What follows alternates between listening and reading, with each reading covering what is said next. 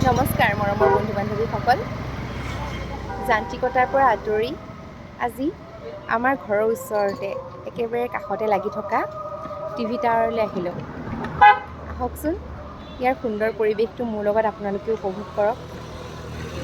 গুৱাহাটী মহানগৰীখনক মানুহে কংক্ৰিটৰ নগৰী বুলি কয়, আৰু নক'বইনো কিয়।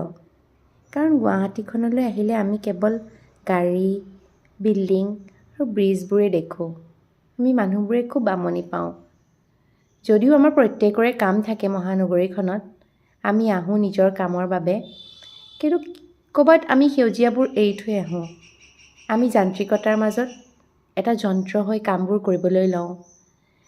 কিন্তু গুৱাহাটীৰ মাজমজিয়াত থকা এই ঠাইকণলৈ আহিলে মনটো কিবা এটা সাত পৰি যায়, খুব ভাল লাগে। সেউজীয়া আৰু সেউজীয়া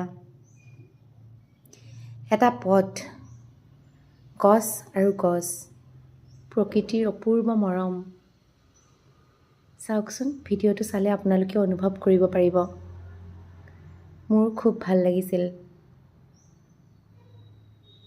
আপোনালোকে যদি মোৰ এই ভিডিঅ'টো চাই ভাল পায়, তেনেহ'লে অনুগ্ৰহ কৰি মোক এটা কমেণ্ট কৰিবচোন দেই।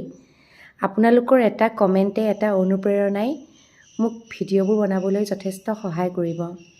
ধন্যবাদ। আজিলৈ আহিলোঁ, আকৌ লগ পাম।